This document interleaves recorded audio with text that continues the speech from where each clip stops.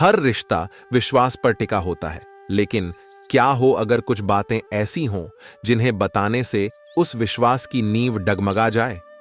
कहते हैं भूखे मर जाना बेहतर है, लेकिन यह 3 बातें अपनी स्त्री से भी कभी मत बताना।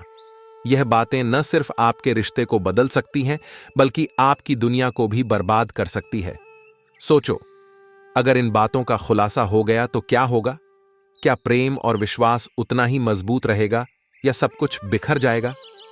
इन्हीं सब सवालों के जवाब आपको आज इस कथा के माध्यम से मिलेंगे, तो वीडियो को पूरा आखिर तक जरूर देखिएगा।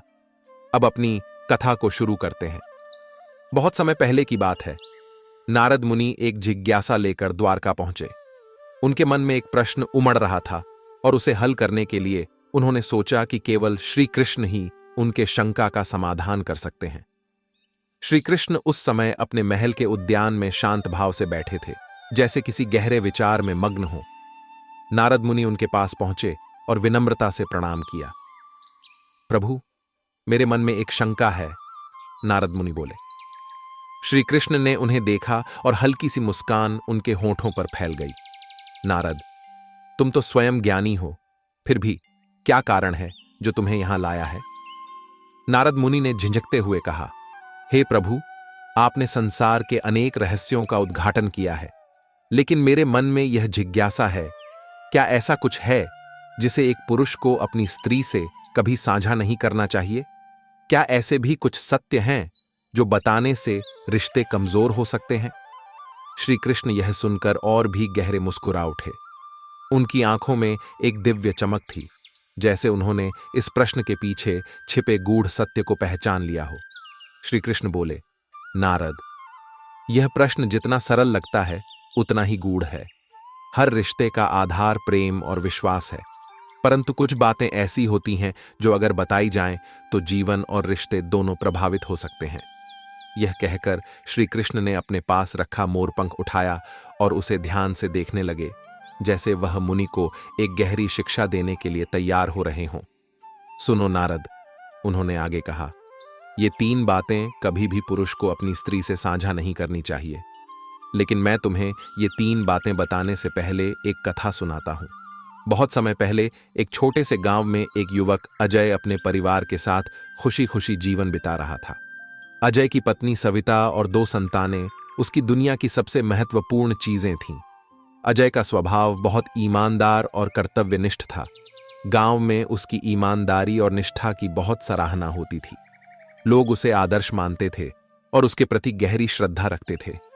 एक दिन जब अजय खेत में काम कर रहा था, एक संदेशवाहक आया और उसे महल की ओर बुलाया। अजय ने संदेशवाहक से पूछा, क्या बात है, मुझे राजा के पास क्यों बुलाया गया है?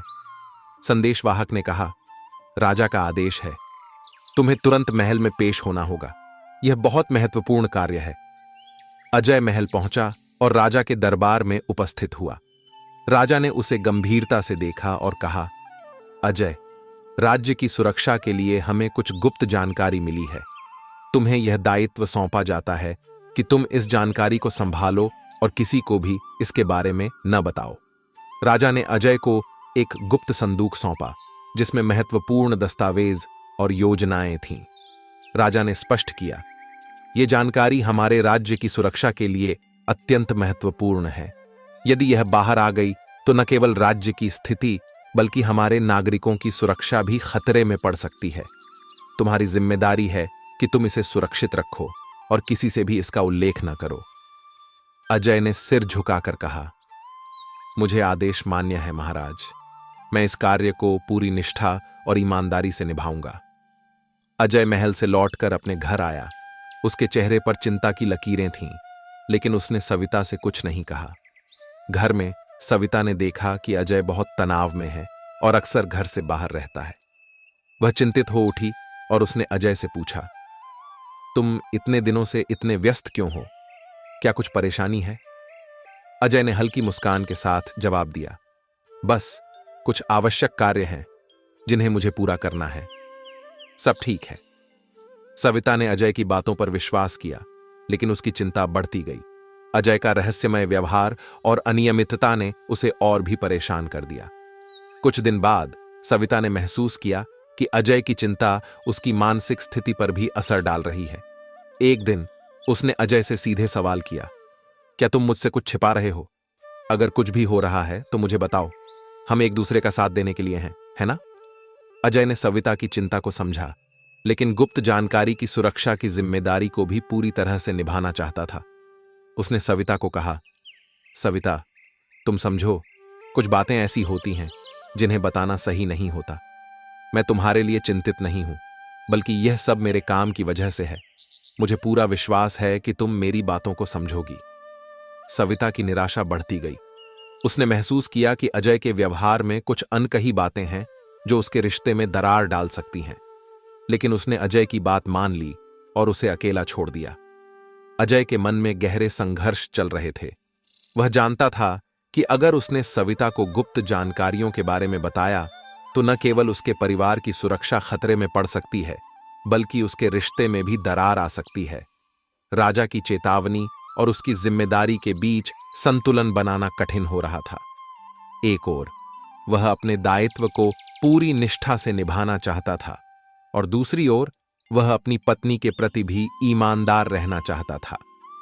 अजय ने सोचा कि यदि उसने गुप्त जानकारी साझा की तो इससे न केवल उसके परिवार की सुरक्षा को खतरा होगा, बल्कि उसकी पत्नी का विश्वास भी टूट सकता है।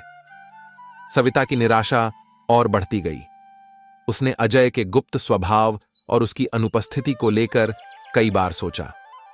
एक दिन उसने अजय से गंभीरता से कहा, मैं तुम्हारी इस स्थिति को समझती हूं, लेकिन रिश्ते में विश्वास और सहयोग होना जरूरी है।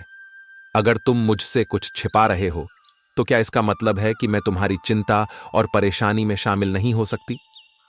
अजय ने सविता की बातों को ध्यान से सुना और कहा, सविता, मैं जानता हूं कि तुम मेरी चिंता करती हो, लेकिन कुछ बातें सिर्फ मेरे जिम्मे हैं। अगर मैं इन्हें साझा करूंगा तो इससे हमारी सुरक्षा और शांति पर असर पड़ सकता है। यह सब इसलिए है कि मैं तुम्हारी और हमारे परिवार की सुरक्षा सुनिश्चित कर सकूं। सविता ने अजय की बातों को सुना, लेकिन उसे पूरी तरह से समझने में समय लगा। उसने महसूस किया कि कुछ बातें केवल सुरक्षा और स्थिरता बनाए रखने के लिए ही होती हैं, और उसने अजय की बातों को मान लिया। एक दिन अजय ने राजा के पास जाकर अपनी स्थिति के बारे में बताया। राजा ने उसकी निष्ठा और कर्तव्य की सराहना की और कहा, अजय, तुम्हारी ईमानदारी और समझदारी ने तुम्हें एक आदर्श व्यक्ति बना दिया है। याद रखो, कभी कभी हमें अपने प्रियजनों को कुछ बातें न बताकर भी उनका भला करना होता है। यही तुम्हारे और हमारे राज्य की सुरक्षा का आधार है। राजा की सलाह ने अजय के मन को शांति प्रदान की। उसने समझा कि अपने दायित्व को निभाना और रिश्ते की स्थिरता बनाए रखना दोनों ही महत्वपूर्ण हैं। समय के साथ सविता ने अजय की स्थिति को समझा और उसे स्वीकार कर लिया। उसने महसूस किया कि कुछ बातें केवल सुरक्षा और स्थिरता बनाए रखने के लिए जरूरी होती हैं। उसने अजय की ईमानदारी और उसके कर्तव्य को सराहा और उनके रिश्ते की ताकत को बनाए रखा। अजय और सविता के रिश्ते में फिर से शांति और सामंजस्य लौटा। सविता ने अजय की निष्ठा को समझा और उनके रिश्ते में विश्वास और प्रेम को बनाए रखा। अजय की ईमानदारी और समझदारी ने न केवल राज्य की सुरक्षा को सुनिश्चित किया, बल्कि उसके परिवार के रिश्ते को भी मजबूत बनाया। वह जानता था कि कभी कभी प्रेम और विश्वास को बनाए रखने के लिए हमें कुछ बातें छुपानी पड़ती हैं, और यही वह गुप्त जानकारी थी जिसे उसने अपनी पत्नी से कभी साझा नहीं किया, जिससे उनका रिश्ता हमेशा स्थिर और मजबूत रहा। कथा समाप्त होने के बाद श्री कृष्ण ने नारद मुनि से कहा, नारद, अब मैं तुम्हारे प्रश्न का उत्तर देता हूं कि कौन सी 3 बातें हैं जिन्हें एक पुरुष को अपनी पत्नी से कभी साझा नहीं करनी चाहिए। यह बातें केवल पुरुषों के लिए नहीं, बल्कि दोनों लिंगों के लिए समान रूप से लागू होती हैं। पहली बात, पुरानी जीवन की गुप्त बातें।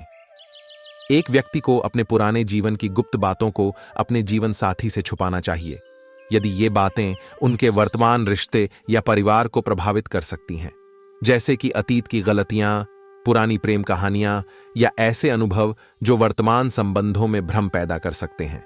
इन बातों को साझा करने से रिश्ते में अविश्वास उत्पन्न हो सकता है। दूसरी बात, ऐसी बातें जो माता पिता को दुखी कर सकती हैं। किसी भी ऐसी बात को साझा करना जो आपके माता पिता को दुखी कर सकती है, यह उचित नहीं है।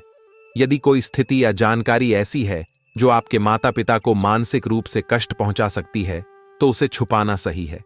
इससे आपके परिवार के मनोबल और पारिवारिक शांति पर बुरा असर पड़ सकता है।